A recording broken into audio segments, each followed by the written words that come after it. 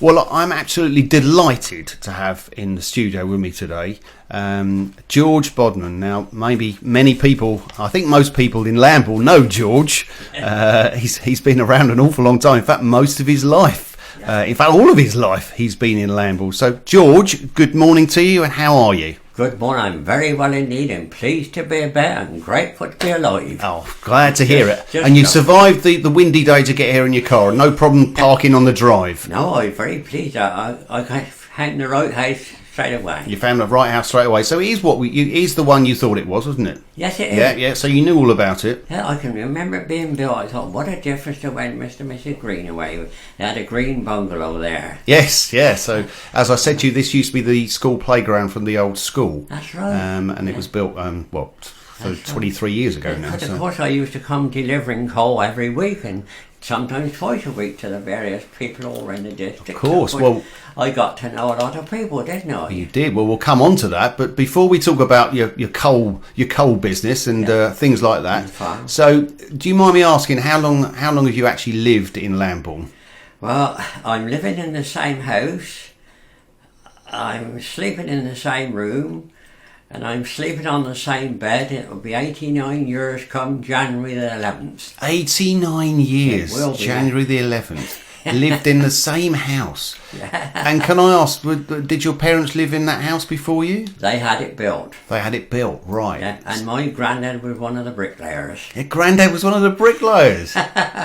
and so your parents and your grandparents are all fairly local as well. Well, no, Dad came. Well, actually, the family came from Marlborough. Oh, okay, not far away. And then Dad went with his uncle to Portsmouth, and then Uncle came from Portsmouth here because they had a market garden. Yeah. Well, he thought he was going to make a fortune here because everybody's got gardens here, you see. Of course, yeah. Different to Portsmouth where nobody had any gardens. We had any gardens, no. So that's why he came to Lambourn then. And then he went into partnership with Mr. Busby on the carrying. Mr. Busby? To Newbury and back. Right. Well, then the carrying went down, so Dad bought the coal business off of a Mr. Reynolds. Okay. Oh, can I just ask? I'm sorry. I'm obviously very thick. What's a carrying business? What's that? Parcels for people. Oh, right. Parcel delivery. Yeah, okay. Right. Gotcha. Like what was it? Parcel for something like that. Oh, okay. Gotcha. Yeah, I understand what you're saying. So then he moved into the coal business. That's right. Okay. That's it. And then he also had the chance to rent 45 acres of ground from the Berkshire County Council, which is round Mill Lane, and that was at the back of where, now what was his name, Barry Hill, Lester Pickett lived there for a start. Did he really? Yeah, and I met several of these famous jockeys there. Of course, they're all my size, you see. I looked them in a couple of inches taller, sort of it. It didn't work out. Did you deliver coal for Lester Pickett? To his mother and father. father. To his mother and father? Yeah, that's right. Oh, wow. How long did that? I didn't know Lester Pickett lived here. How long did he live here? Oh, that's... well, obviously, he was a young lad at the time. During the war, that yeah, one. Yeah, Then there's another famous American jockey, Steve Coulson. Oh, I remember Steve Coulson. He said, hello, George, how are you getting on? And maybe his friends... Well, I think I said this before. Treat people as you'd like to be treated. Absolutely. Couldn't agree more, George. You know, and push out friendship, it mostly comes back. And that's been my motto all my life. Fantastic. And I can't believe you're still sleeping in the same bed. I presume you have changed the mattresses a few times, George. I stuff it with straw every now and I thought you were going to say you stuff it with money then. You see, I can't get in sometimes. There's too many £5 notes underneath. That's quite something. That must be one heck of a bed. Now, don't tell me you had that made by one of your relatives. No. Okay. But your house is very, very nice, and you've got people coming in and out all the time. When I came to visit you the other day, it's like Piccadilly Circus. Yes, that's right. There's people coming in. There's people doing your garden, you're cooking, you're washing. People coming around for a chat. I thought I was in the way, George. No, it was lovely to see you. And this is a thrill to me to be doing something like this. Well, actually, it's a thrill for me, to be perfectly honest, because do you know what? I mean, it's people like you that sort of inspire me to do this radio station. Because, I'm very pleased with people like you that know so much and have seen so much of the world and can tell everybody the good things and the bad things. It's what this is all about. It's talking to the local people, and it's a pleasure to have you here. And I was only thinking to myself when I came down with the car just now, I thought to myself, back in the 30s and 40s, hardly many cars about then, you see. Dad had the first private car in Lambourn. Oh, right, okay. Anyway, I've seen people had bicycles or they walked. Yeah. Nowadays, everybody got cars. Yeah, and what was the first car then that he had? Dad had a Swift, and he had the one, it was an upright car with the brass lamps on each side. Wow. You know, and the petrol pump was down by the pedal. So a Swift, is that a British make? I don't know what. I don't know a Swift. I got a picture. Somebody might know. I got a picture. Somebody might even know. Yeah, exactly. If anybody knows what a Swift is, you can text us on 07418310510. That's 07418310510, and put George and myself out of our misery so we know what kind of car that was. Yeah. Well, then of course we had the Ford 8 and the Singer, and I had a couple of Wolsey. You know, when you're young, chaps who want to be the great I am. And I liked the Wolsey because they had the light on the radiator, didn't they? Oh, okay. You remember that? No, I don't. Oh no! A light on the radiator. Yeah. What do you mean? So you open the bonnet and then there was a light actually on the radiator. So if it was dark, you could see. There's the bonnet comes up like that. And at the front of the bonnet was the word Wolsey. And there was a light on there, was there? Yes. Oh, right. Okay. Very nice indeed. Very Very nice. comfortable. But the 4-cylinder was all right, but the 6-cylinder was a bit thirsty. Yeah, exactly. So I got rid of that. And You got rid of that. I got. What did I get? I know. I got not the console, the other one. Anyway, yeah. Ford Zephyr? Do you get a Ford Zephyr? Yeah, I had a Ford Zephyr. Yeah, I thought it might be a That's Zephyr. right, Yeah. Zephyr. That's Ford right. Zephyr. They were lovely cars. And what are you driving today, George? I got a little. Oh dear, what's the name?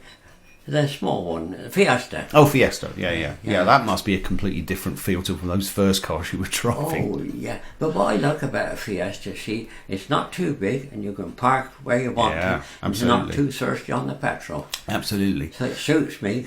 So I take it you've been driving ever since you were a teenager, or Yeah, of course. You so see, 17, 18? That's right. You see, we all of us, my age, so we all learnt on the farm, didn't we? Yeah. Because you had ricks and sheaves and that sort of thing. So of course we used to drive the tractor from shop to shop for the men to load the trailers.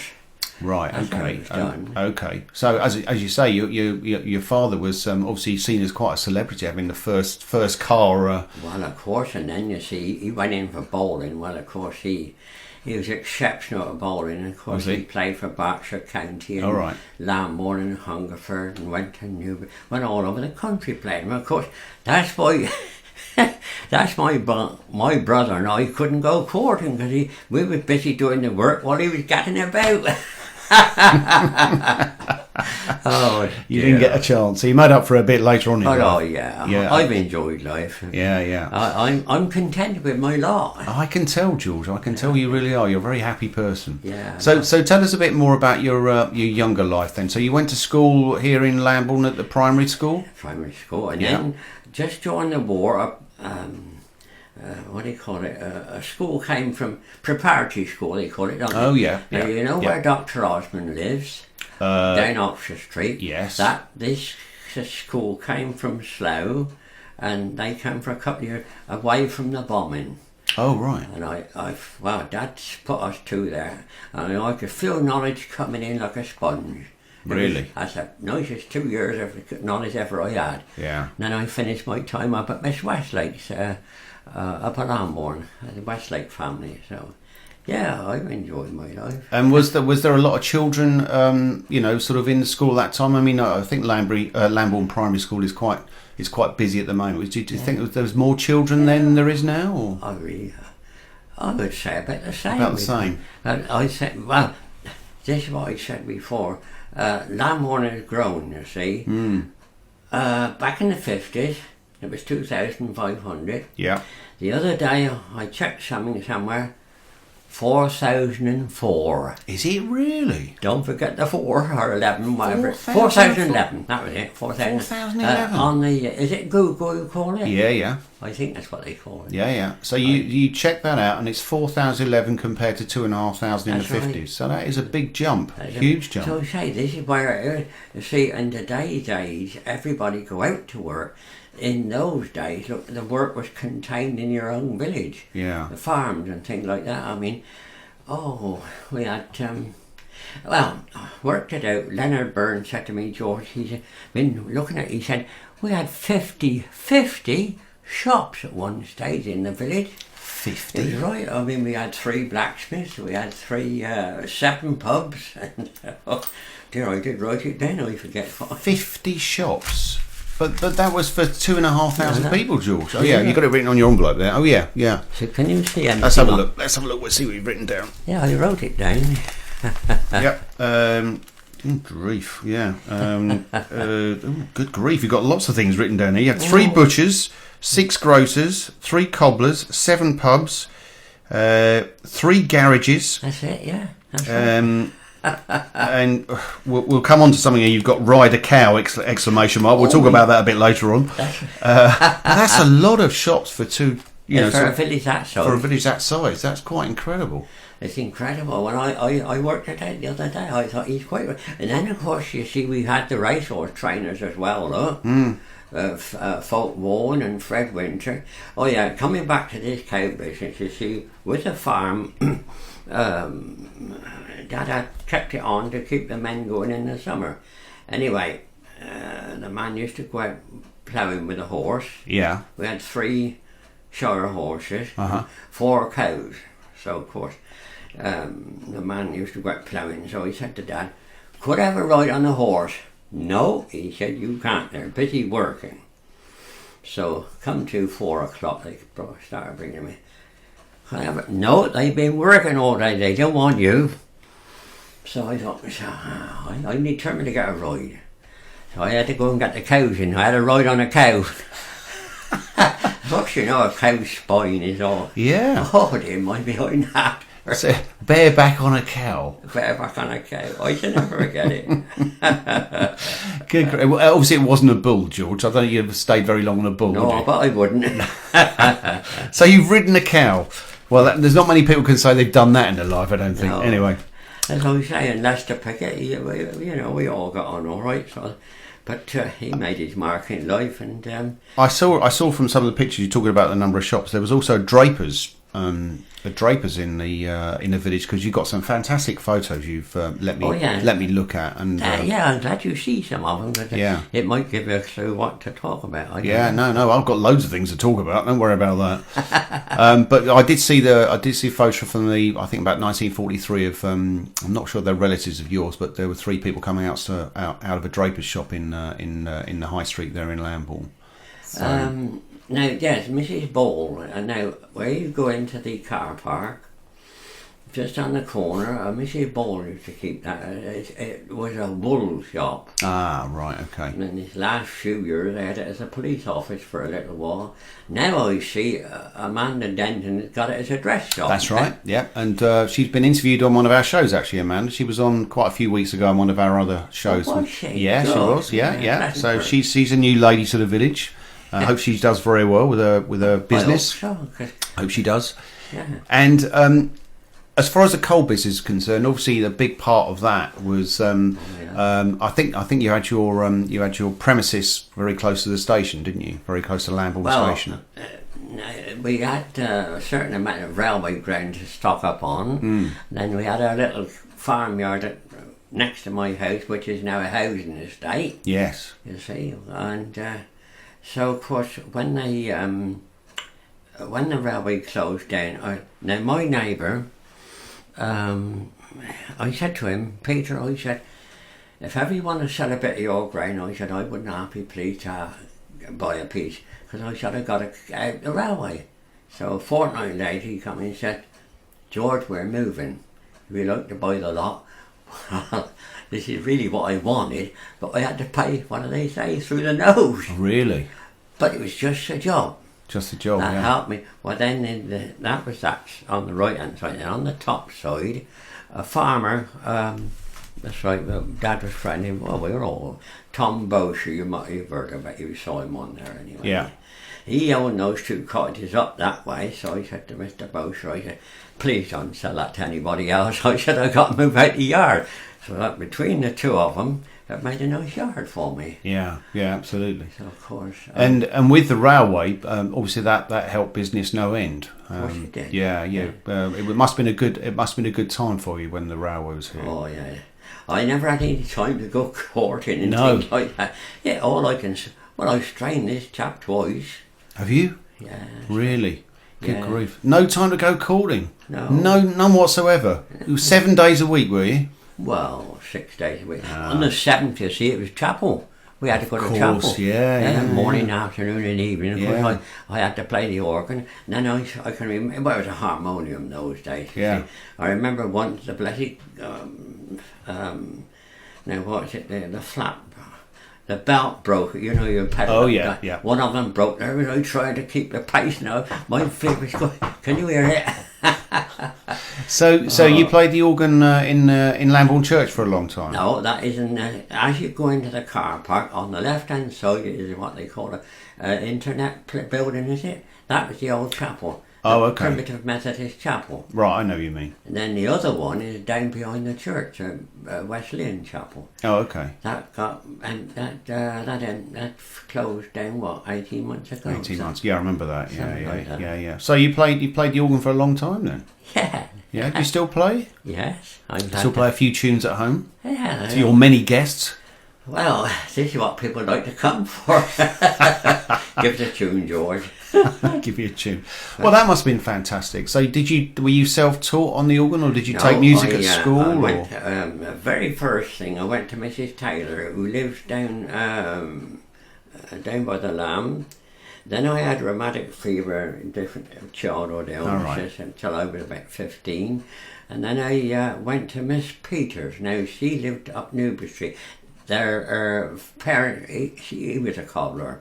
Right. And anyway, went there. So, and then later on, many years later, I loving organs, you see, I went up to Reading once and with friends, anyway, I said, that's the organ I would like, I said. The electric organs were all the go. Well, it was a miniature Blackpool Tower organ. Oh, right. Well, anyway, I went in and inquired the price. I come out. Well, I said, I can't afford that. Of course, those days, £2,500 back in the 70s. Huge amount of money. Was a lot of money. Yeah. So anyway, I put in the picture this particular girl that I was trying to chat up, you see. So she said, George, you gave up a lot in life, didn't you? You even gave up a wife, which could have been her. Oh, I'm really? going to give that up as well. Really? I went back in and I bought the organ. It's one of the best days wherever I done. Well. And that was from an old flame who gave you that. That's it. Those words of wisdom there. I thought how nice of her. Anyway, it was nice of her to say because, years later she had 2 boys and then she phoned up and she had 2 boys.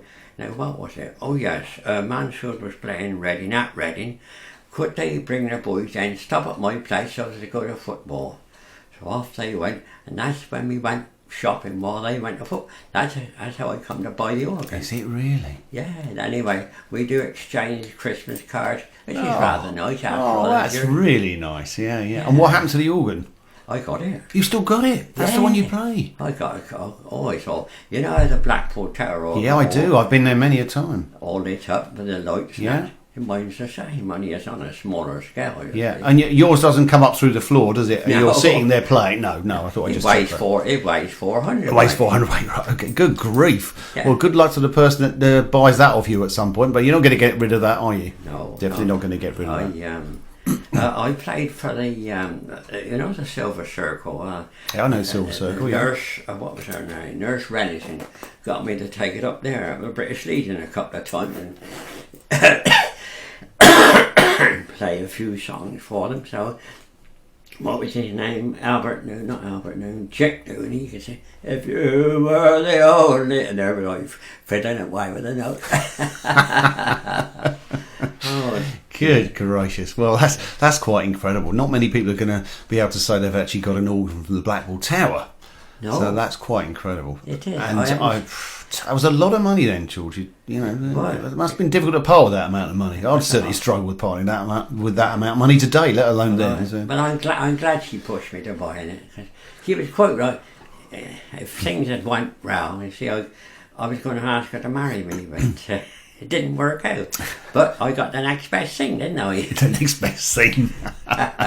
Well, I hope she can hear what you're saying about that. That'll be good. Well, So from would this be as far as they're at just outside Mansfield? Well, anybody can listen to this, George, if they've got access to the internet. So one of those computer things or a mobile phone, anybody can listen to it. But the good thing is that this is recorded, so people can listen to it again later on. So it'll always be there. You can listen to it. Shall I be able to take something away so I can? I will tell you what to do, and then we'll make sure, and I'll see if I can get a recording for you on something or other. Well, see what we can wonderful. do.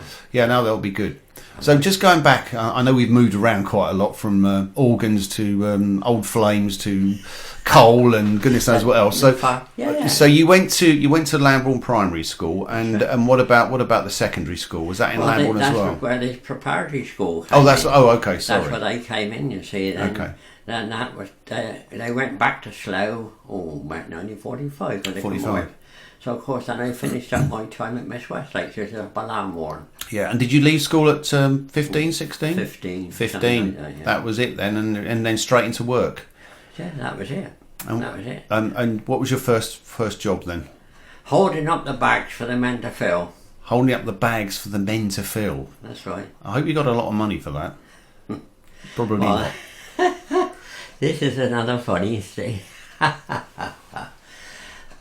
When I first took over from Dad, I went in the army, Anyway, when I first took over, the wages were £6.10 a week. Yeah.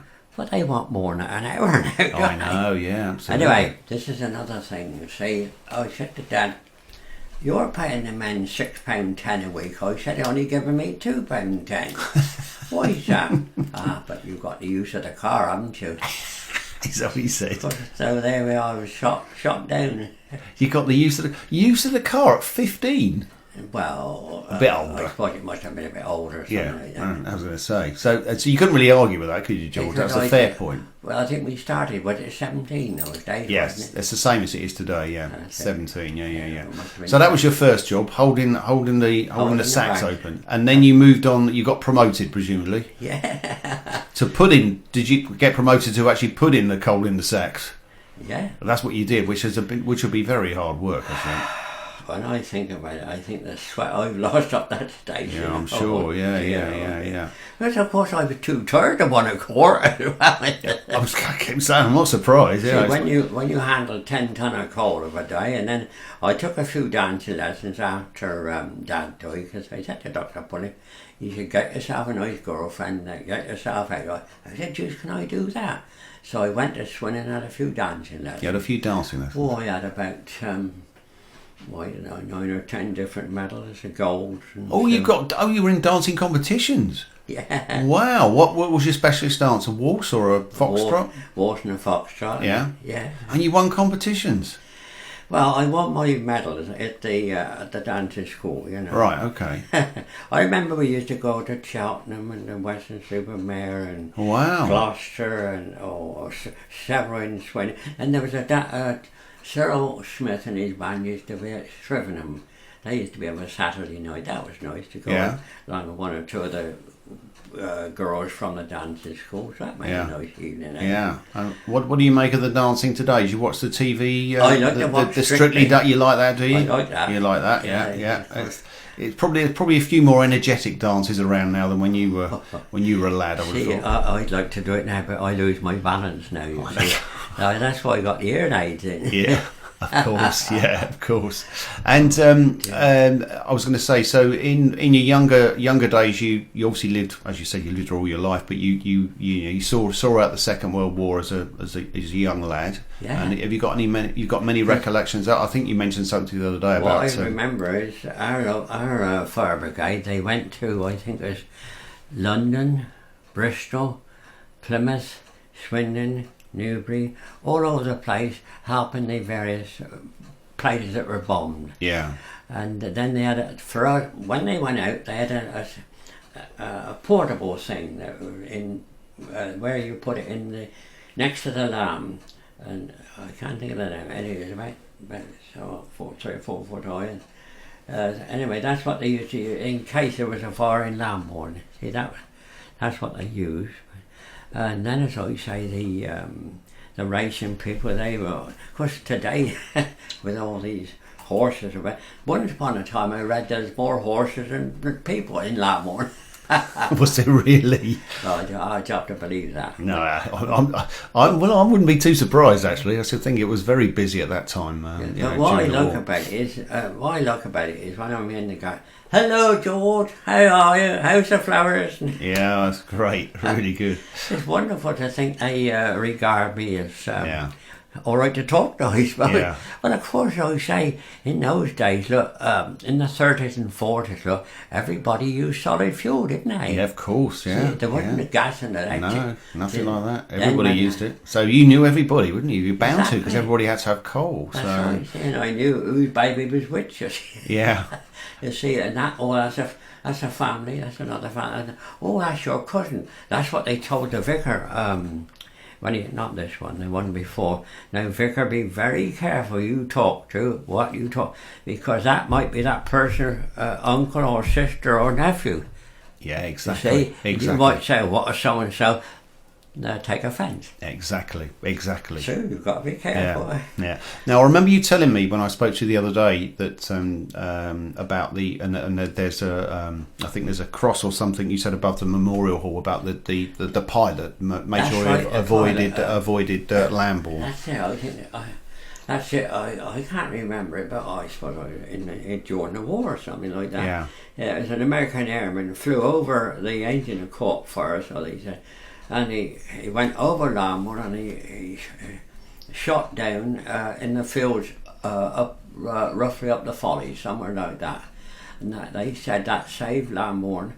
If he just went down into the village, look. Yeah, he could have killed quite a few people. Yeah, absolutely. There's a sign up above the memorial hall telling you what. Yeah. Then, of course, there's 2 signs. There's that one. Then there's the one to do with Sir George Martin, isn't there? Yeah. The one that became Morgan's supporter. That's right. Isn't it? Yeah, absolutely. Yeah. Right. So I think we're going to have a little break to give your lungs a bit of a break, and your voice a bit of a break, because you've been talking a long time. So I thought what we do is we play some music, and I think you picked a couple of tracks. And the first one we're going to play is "Sally" by Gracie Fields. Oh, well done. Well, let's hope it plays all right. So what's the story behind this one, George? Is there a reason why you picked this one? Does it bring back fond memories? One of those I can play from memory. But you obviously like Gracie Fields, and and it does bring back memories. Yeah, it does. No memories of courting any ladies with this particular song? No, it's just you love the track.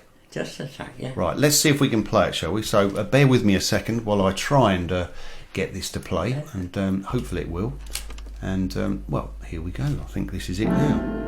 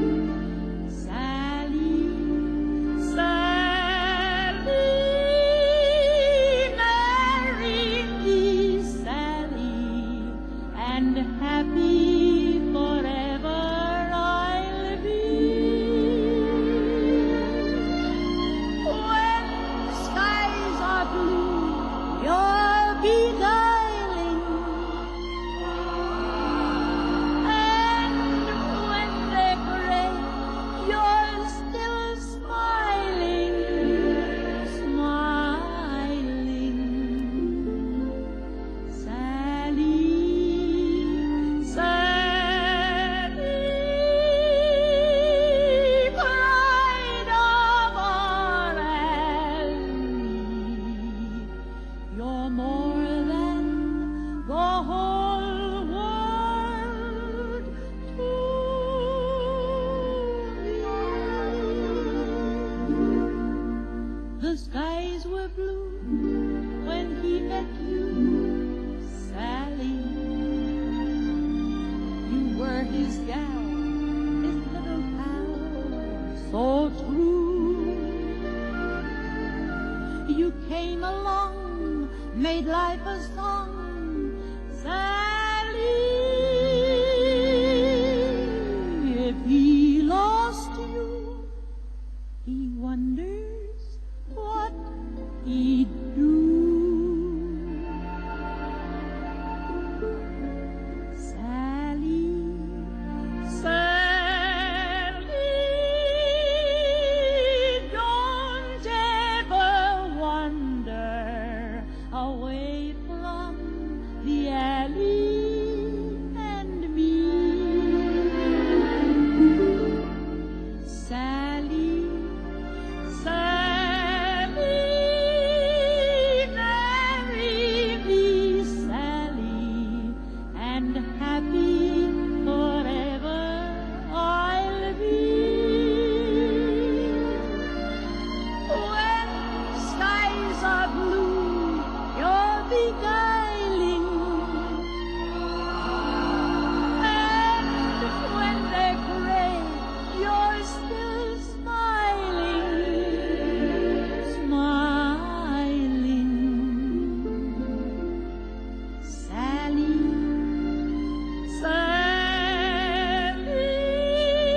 Sally, pride of our alley. You're more than the whole world to me.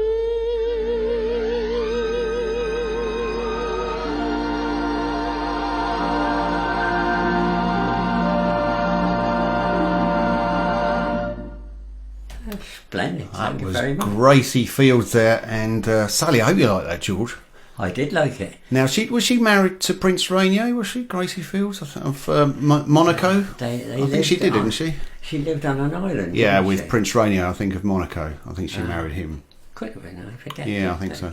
Well, a lovely piece of music, and obviously brings back memories. I see you were busy there pretending to play the organ That's right. at the same time. I can imagine the tune, imagine the notes now, sorry.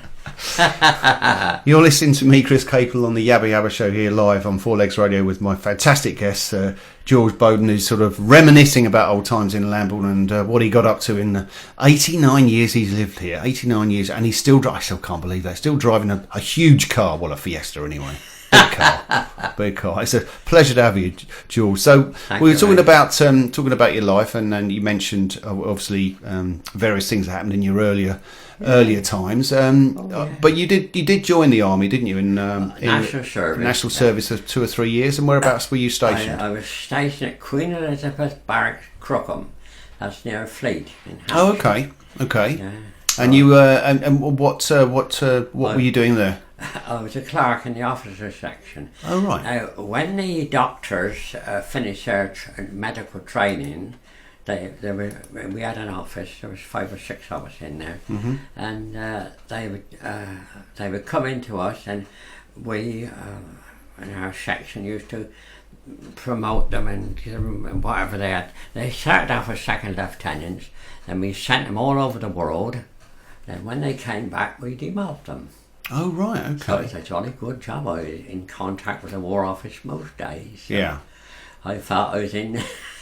It was the easiest 2 years of my life because I wasn't handling coal those days. Of course. All I was No. handling was a typewriter Is that what you were doing? 2 and a years? telephone. Yeah. So you didn't get sent abroad or do anything like that. So you were purely stationed there doing your 2 years. That's right. And what did you make of army life? Was it something you thought that really did I give me enjoyed- more independence? It was something that really helped me through life. I enjoyed it very much indeed. I really did.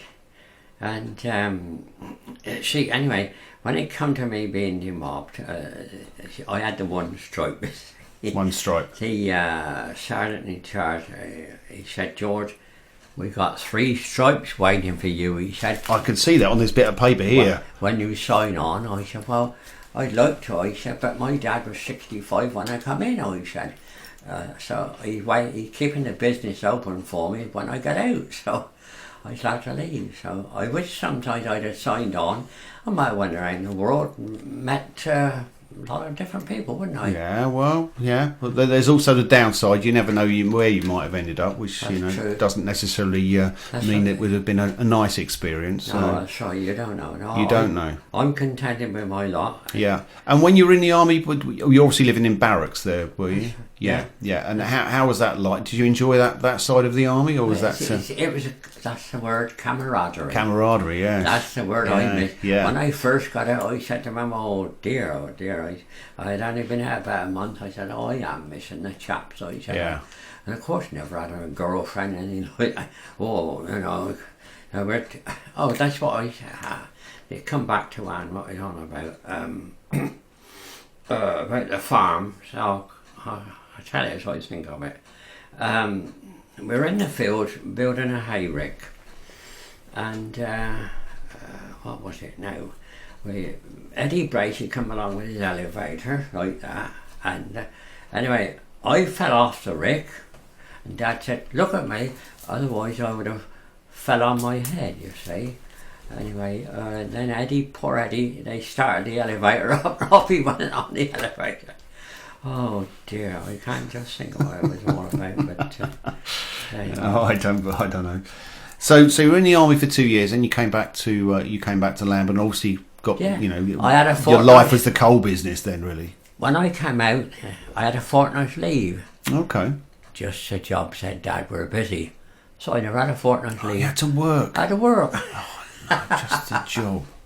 Dear, dear, I should never forget that. And did you take over the reins from your dad at some point, and you were running the whole show? That's right. Yeah. I had 4 men and my brother as well. Yeah.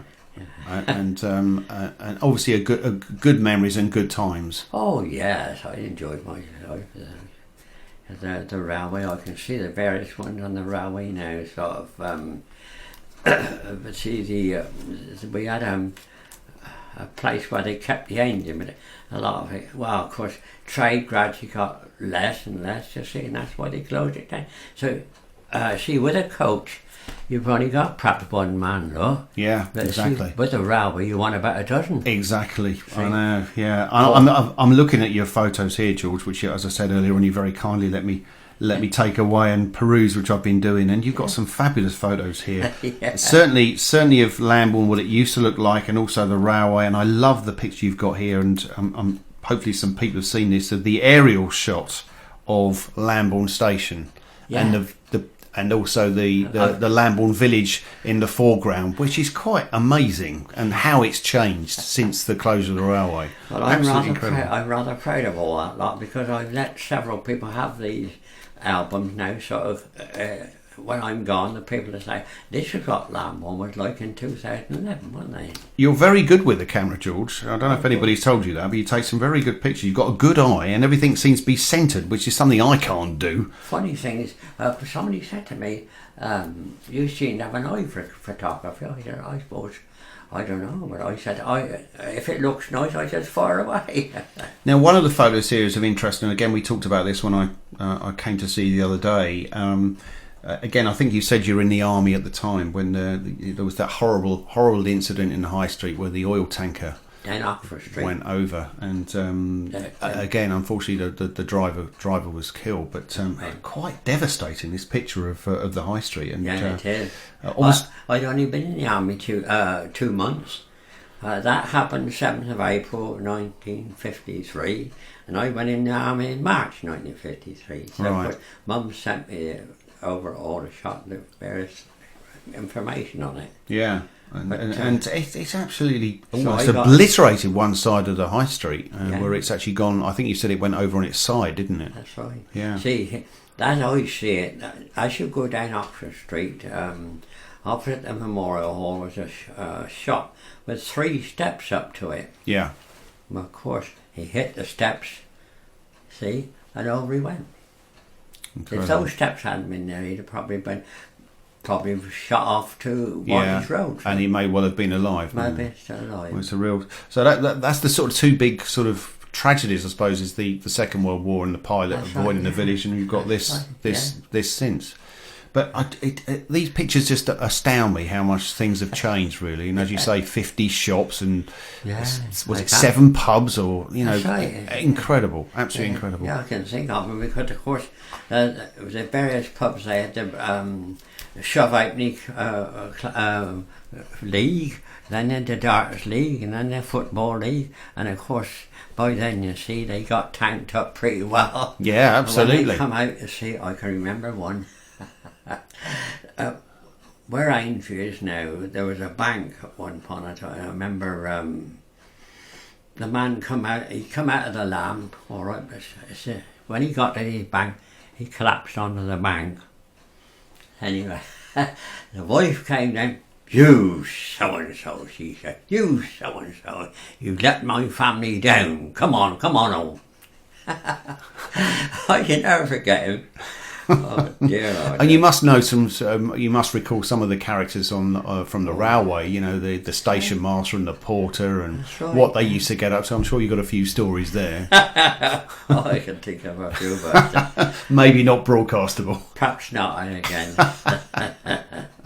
No, there's some things you have to keep yourself. Absolutely, yeah, I totally understand that. Yeah, mum's the word, as it were. You try to be polite. You try to be polite. Yeah, but they must have been fantastic days. I'd love to, if there was a time machine, I'd love to have gone back and been here when the railway's in place. I just think it would have been a marvellous time. I'm sure it had been hard as well. I'm sure there was difficulties. We often say if that could have been going now, that would have been perhaps like the watercress line, wouldn't it? Yes. Something like that. Yeah, of course, those days, you see, cars were coming in and lorries were coming in fast.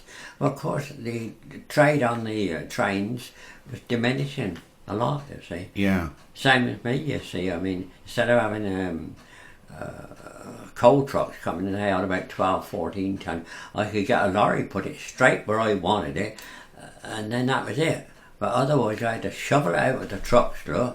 Yep. And then move it twice. Yep. When the railway. It must have been difficult. Must have been very difficult.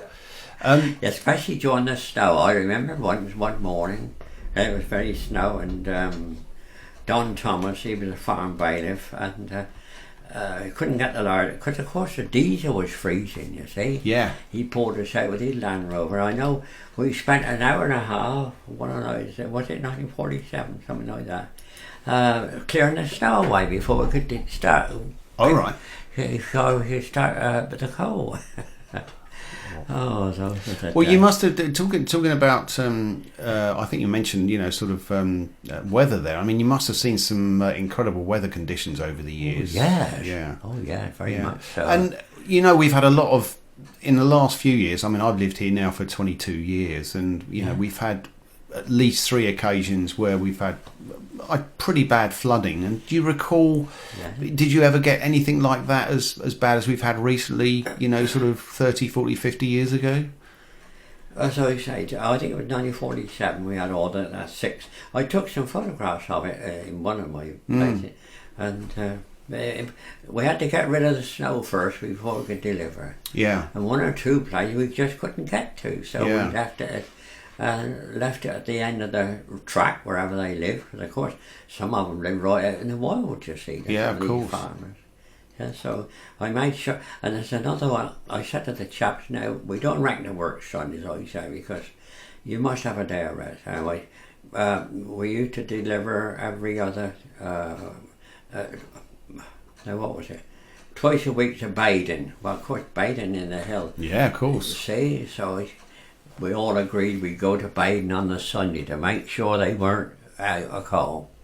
That's what we did. So they weren't out of coal. One occasion we said, no, we're going to... And then they could have come, if they had coal, they had warmth. Yeah. Is that as far as you used to go, as far as delivering was concerned? To Baden and to Shefford and to Wickham. And you went to Wickham? Yeah, 2 or 3 went to Wickham. See. And another lady, now, well, it was an ex-trainer first. Anyway, she's dead now, but she went to Chilton Fuller. I don't want anybody but you to deliver, she said. That was nice of her, wasn't it? Very nice, yeah. Not another old flame, was it, George? It wasn't. No, No. it was I'll tell you who it was. Nick Gaisley. Oh yeah. Do you know Nick? I remember Nick. Yeah. Well, it was his wife told me. They lent to live in the centre of Chiltern Fold. That's what she told me. I was very honoured to think she said that. Yeah, very then nice. We went down to went along the 7 miles down to Childry and along to Ashbury, all along the Vale along there. So yeah, Eastbury and East Garston also we done that as well. Yeah. I don't know if I never played. And then of course we were doing paraffin as well in 5-gallon cans. Paraffin, Yeah. were you? I remember the SO Blue paraffin cans because my parents used to have those. We used to have some of those very old sort of oil heaters. That's right, of course they had them too, because the toilets were up in the Paraffin shed, heaters, up right. in the top of the garden, weren't they? Of course, And yeah. that's how they had these paraffin stoves to keep the To keep them warm, yeah. keep people warm. Absolutely. So, Yeah. so was that the case for your house? Did you have a loo at the top of the garden rather than in the house? Oh, we did. Well, yeah, it was at the side of the. Well, from here to your house it was, but. That was a bit of a cold night, though. I'm sure it was. You made actually. sure you went before you went to bed. Yeah, you didn't want to get up in the middle of the night. No. No, definitely not. I Definitely not. remember thinking to myself, I think it was in the 50s, when the sewerage come to Lambourn, I thought that's the best day's work ever Lambourn had, when you got the flush lavatories. It was lovely. Yeah. Because opposite me is a estate called Aintree, but in those days there was 4 cottages. Yeah. You see, they were towards the Lamb, and the toilets up by my front gate. Yeah. So of course, there we are. You can see all the people in the night dresses. Dear, oh dear. Oh dear. Oh. Anyway, I think it's time for another piece of music. Yeah. Thank you. So this is another piece that you've chosen, and this is something called "Because" by I forget Guy Hardalot, I think his name is. Hardalot, yes. I don't know this piece of music. We got various options here to play it of people singing this, and I've found one by somebody called Eugene Conley. I don't know if you know Eugene Conley. This was from some time ago, so it looks like our tea's arrived as well. So that's a good time for me to play it. So let's see how we get on. Hopefully this brings back memories for you. You can tell us about it after we played it, because I think you've got some memories of this song, haven't you? That's what I was telling So you. let's play this, and then we'll have a cup of tea while that's playing. Thank you. Just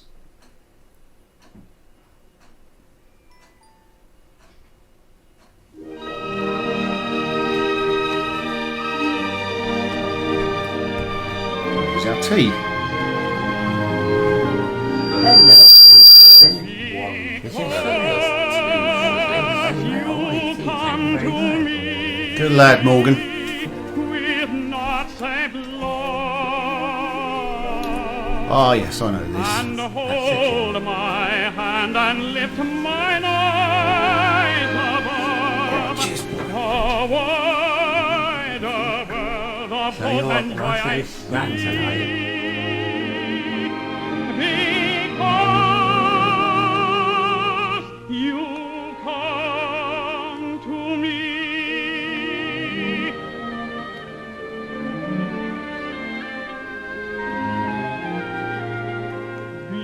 Because you speak to me in accents sweet,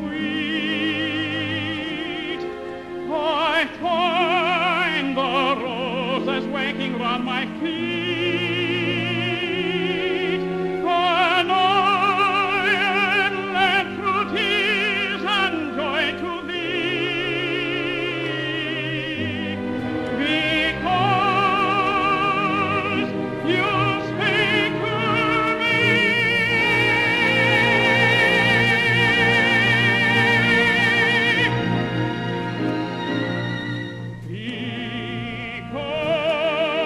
Because God made thee mine, I'll cherish thee. Through light and darkness, through all time to be, and pray his love may make our love divine. Because God made thee mine.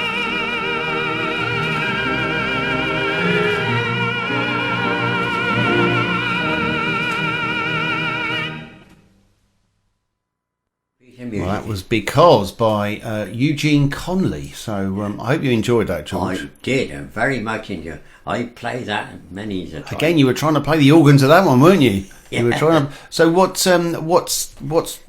memories does that one bring back for you? See, then? that is the I think I told you. I went to my auntie's silver wedding at Mansfield, and of course this girl, she would be a niece as I was a nephew, say. Yeah. Well, of course we got chatting and everything. Anyway, she introduced me to that piece of music, and I think I told her. She said, "You even gave up a wife." That was her. That was a song she introduced to me. Oh, really? Lovely. I always think when I play it, the tears start coming out of my eyes. Oh dear. But it's lovely. I liked it. I heard it on not Songs of Praise, the other one, The Good Old Days with Leonard Sachs. Oh yes, yes, of course. I remember that program. Good old Leonard Sachs. That was 70s, wasn't it? When he used to do as you say, the good old days. That was really something different. So, George, you've lived here all this time. Yeah. Obviously, you're not thinking of moving now, are you? No, I think you're here to stay, aren't you? No, it's fair to say. I don't think so. I think you've settled in now, haven't you? No, I don't think marriage is on the cards because I lose my balance too quick. I can't believe that.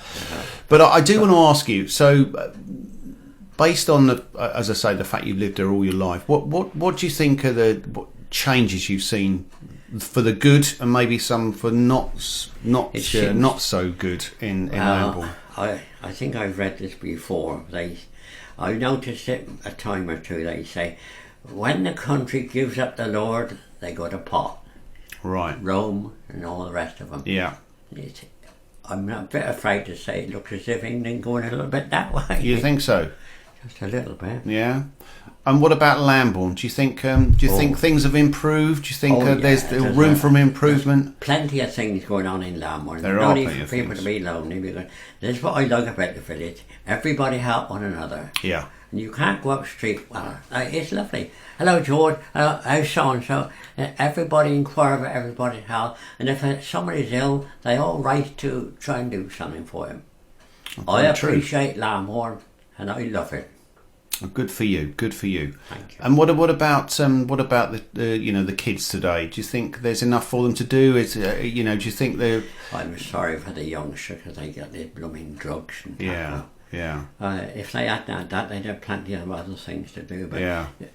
If they stopped, if they kept national service going, I don't think we'd have that. Interesting thought. Interesting thought. You may well have a point there, but. Hopefully things will improve. I'd like to think we might get some of those youngsters on the radio here to give them something to do. Maybe next year if we can do a show for teenagers and get them off the street and do something, that will be the plan. But there is room for improvement, and you're right. Those drugs are a nasty thing, and I hope that comes to an end soon. Lives, doesn't it? It does.